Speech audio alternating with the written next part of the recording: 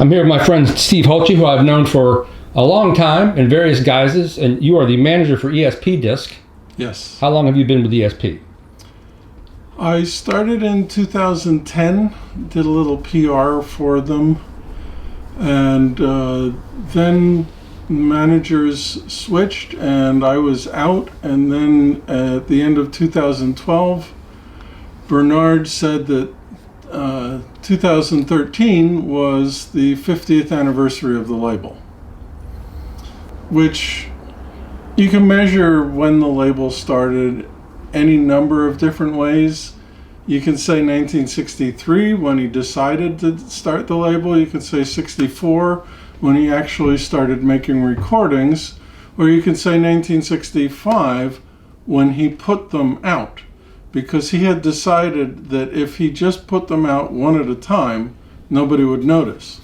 So he put out, I think, like 8 at once, maybe 9, all at once in, I think, October 1965. And you have a music background, and you edited the great Jazz Hound guide. Jazz Hound or Music Hound? Music Hound Jazz. Right, which is one of the great but very hard to find encyclopedias of jazz. Tell me a little more about your music background. I have been doing music almost since I could talk. Sang in choir since before my voice changed. I was a boy soprano. Oh, wow. Started taking piano lessons before I was in double digits. Had organ lessons for a while because my parents thought that, if I would just learn how to play those pedals, that I could have some nice steady church gig. Yeah. But pedals, no. It's hard enough coordinating 2 fingers. 2 fingers and 2 feet at the same time was beyond my little brain. Right. Are you a New Yorker? Yes. Wow, you're a native New Yorker. Born in Queens, raised on Long Island, went to school at Columbia in Manhattan. Oh, wow. Moved to Brooklyn after a year after I graduated. What did you study at Columbia? Political science, because it's a really easy major. Okay. Wow. I discovered 2 very important things about political science. What's that? It's not a science, and I hate politics. What did your parents do? My father worked at Grumman as an engineer, and my mother was a homemaker. Wow. Was there a Grumman in Long Island or something? Oh, yeah. Wow. It was founded on Long Island. Is that right? Yeah. Wow. And I worked at Grumman summers. Really? There was a program for the children of employees. Wow. And one of the things I did was they still had the training program on the computer for landing the lunar module. Sometimes I would spend my lunch break playing with that on the computer, trying to land the lunar module, and I never succeeded. Well, all I ever did was get stuck in orbit or crash. I always think of you as a very learned fellow. You're smarter than me. You always say interesting things on the interwebs. I'm always impressed by your knowledge. You have a lot of great music books here. And I thought, like I said, I thought there was just... Oh, you were also the proofreader on the Oxford Guide to Western Music, which is incredible. It was like six volumes. Well, the 6th volume is just the index for the other 5. What were in the year that ESP was founded, what were those landmark records that put them on the map? The best ones from the first 8 releases, I would say. Obviously, number 1 in our hearts will always be Spiritual Unity by Albert Ayler. There was an album released before this of well-known songs sung in Esperanto, because Esp-Disk has nothing to do with extrasensory perception. It's short for Esperanto disc. But this was the first jazz recording that Bernard did. That's an original pressing? No. Oh, it's really clean. This is, yes, I'm holding this one up because it's clean. This is the 2009 reissue. This is an original, New York Art Quartet. very, very influential on lots of people.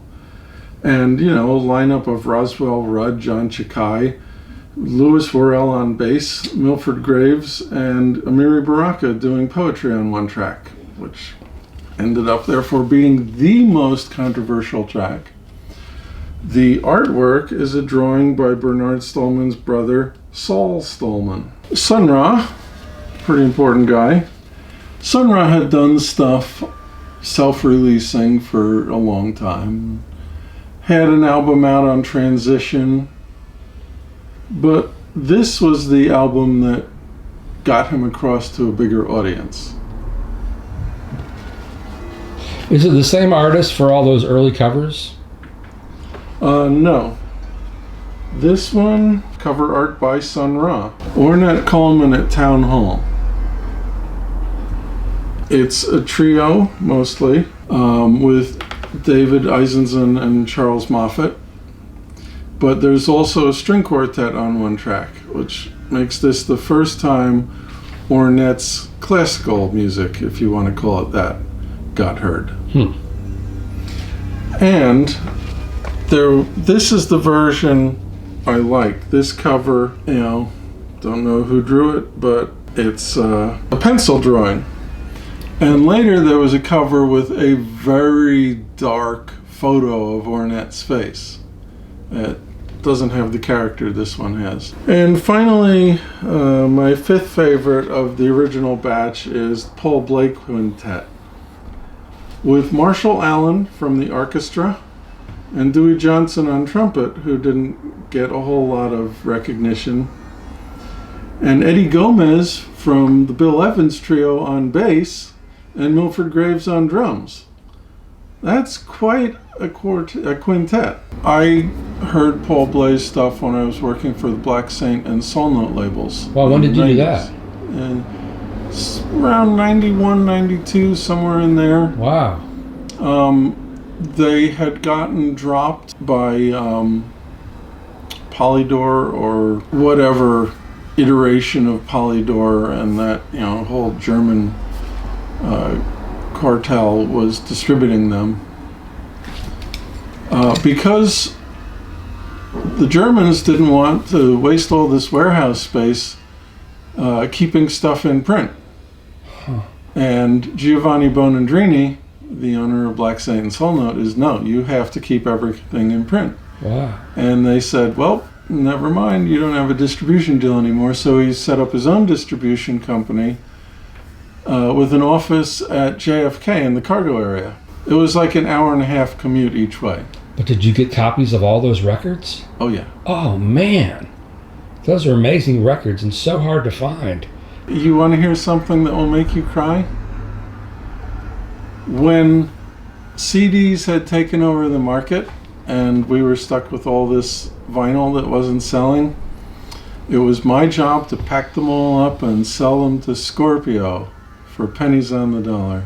Here's one that makes me mad. This is the same Ornette Coleman at Town Hall, except issued by Wax Love. Yeah.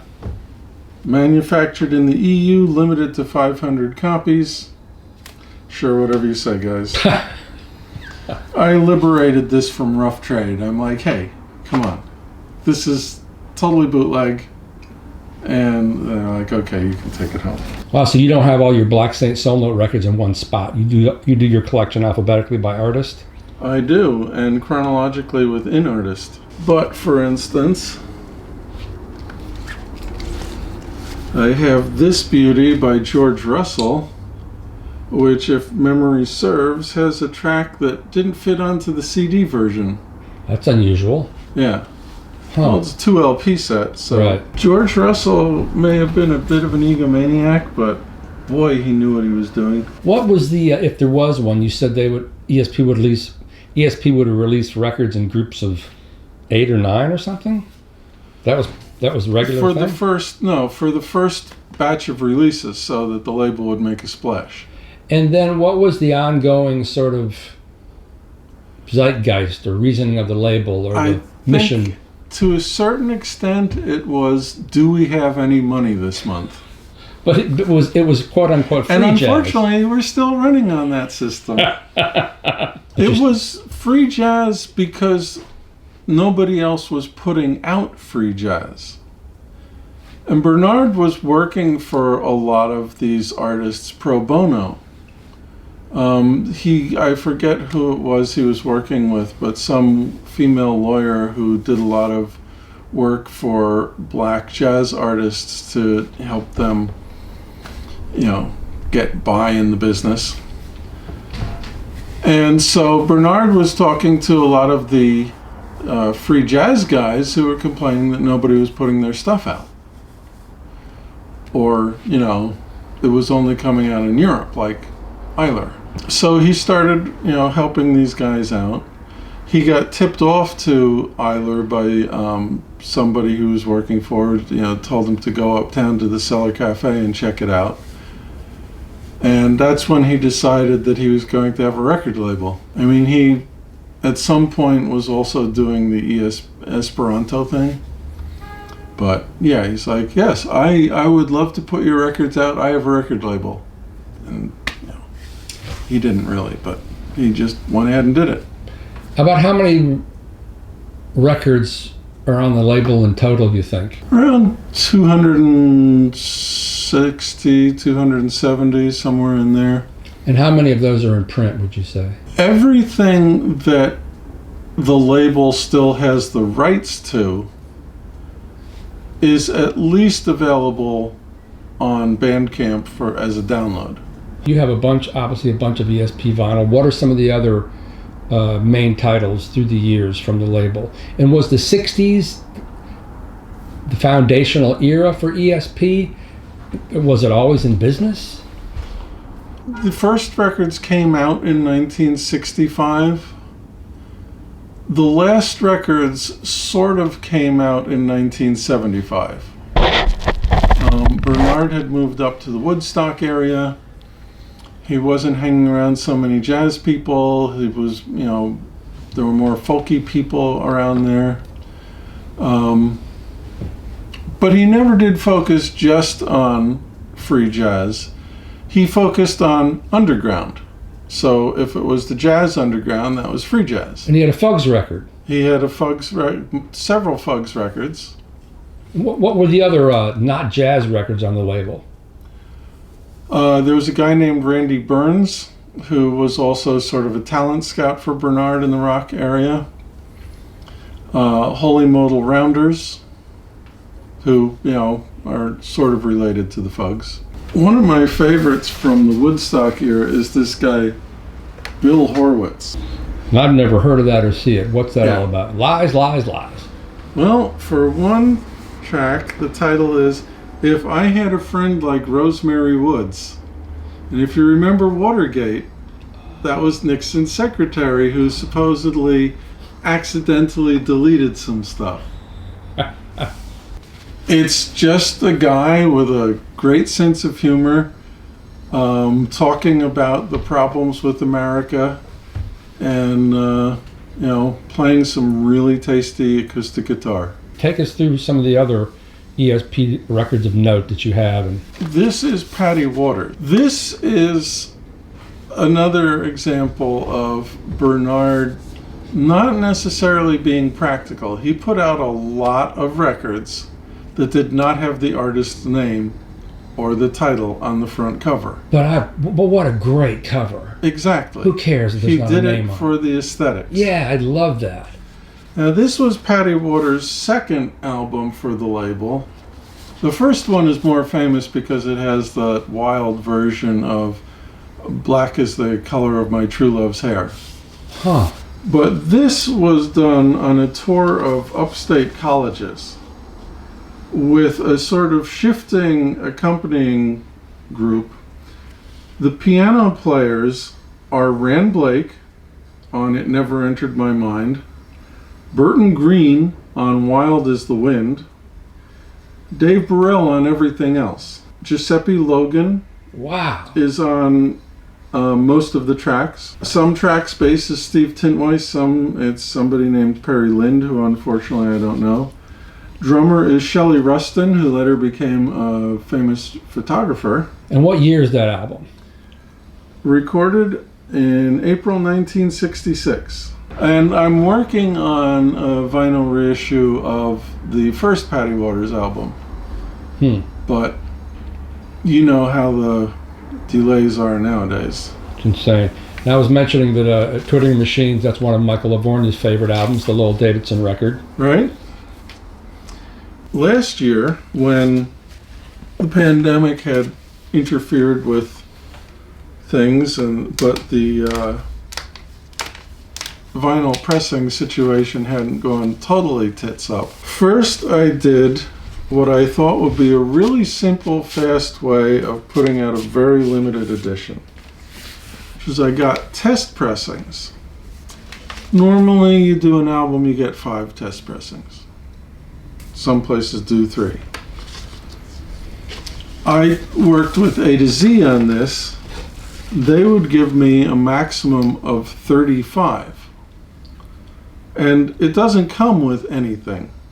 I had to, a blank label, I had to put these stickers on each side of 35 different records. But then I had planned to do paste up jobs with this, but I couldn't get the spines to align correctly, and they looked like. This is an album that I did another issue of 35 for. But it wasn't a reissue. It was an archival thing by this group Owl Sounds. What do you mean when you did 35? I got 35 test pressings, stuck the labels on, and then for the cover they sent me blank jackets, and I went to Staples and got these things that you pull the backing off and then it's gummed and you just stick it on there. But there were only you only did 35 records? Yes. So that makes them like instantly extremely collectible. Right. Why would you do that? Because I wanted to, I know the drummer on this. This is Adam Criney on drums, Gene Janus on upright bass, Shayna Dahlberger on upright bass, and Mario Recturn on saxes, etc. What year did that come out? This came out last year, but it was recorded in 2008, 2007, somewhere in there. So this is really guerrilla record production. Right. I wanted to put out some stuff for artists that I knew so that they would have some income. Then I discovered that this was a massive pain in the ass, and these things to stick on were way more expensive than I had budgeted for. So, even though I was selling them for, I don't even remember, $30, $40, I was just breaking even. Wow. But, I love it though. That's like a old school aesthetic. Right. To make it happen. That's really something.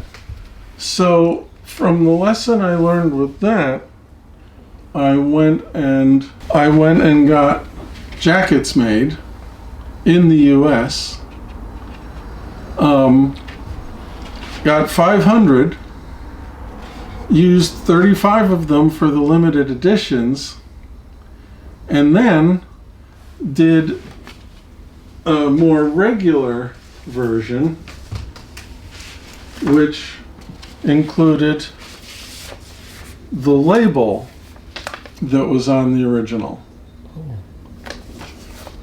Can you talk a little bit about that record, what it sounds like, what it's about, who Lowell Davidson was? Lowell Davidson was a mathematics professor at Harvard who also played jazz piano. This was recorded in 1965. Gary Peacock on bass, Milford Graves on drums. Milford is on a lot of early ESP. Photos by George Claiborne.